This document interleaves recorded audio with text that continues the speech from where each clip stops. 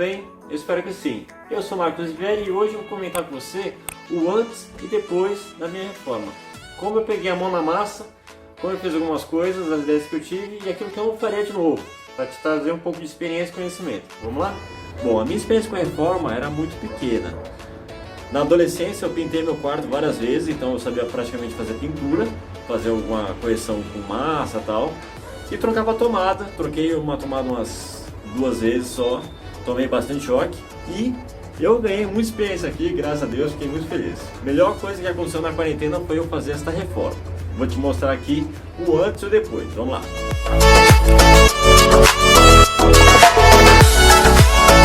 Bom, aqui na varanda foi basicamente a pintura externa, você tem que comprar a cor e a marca da tinta do prédio, senão vai dar diferença, não adianta, não tem conversa.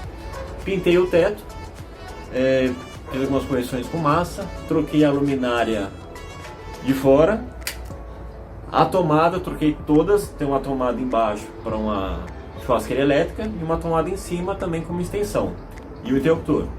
É muito simples, é só você desligar a força e trocar os fiozinhos respectivamente conforme já estava lá. E aí eu coloquei uma rede, o gancho da rede, que é só fazer furo. Então você só tem que tomar cuidado, olhar a planta antes para ver se a parede pode aceitar furo. A parede da frente aqui ela não aceita furo, porque é diretamente o banheiro. Às vezes você vai fazer o furo e vai acertar um cano.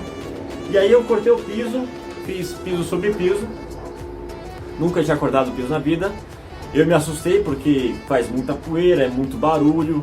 Você vai cortar o porcelanato e aí sai uma faísca, né? E aí eu não sabia, eu fui pegar a experiência na prática.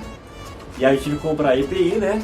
Que é aquele auricular, é uma borrachinha para não fazer tanto barulho. E aí o que você faz? Você tem que borrifar o disco e a peça para fazer o corte. E mesmo assim não vai ficar perfeito, mas você vai colocar a parte feia, né? Que é onde está rasgado, no lado do rodapé, e aí o rodapé vai cobrir certinho. E foi uma aventura, porque dá um medo, mas depois você pega a manha. Eu fiz o desenho do ralo certinho, ficou bonito, não tá perfeito, mas foi feito com amor.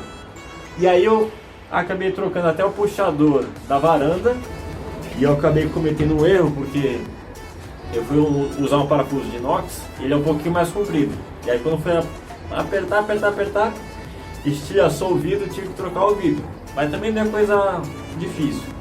Nesse caso eu chamei o vidraceiro, porque ele tirou a borrachinha aqui e trocou o vidro pra mim. Mas você consegue fazer, dá pra tirar a borrachinha e fazer as medidas e você mesmo trocar.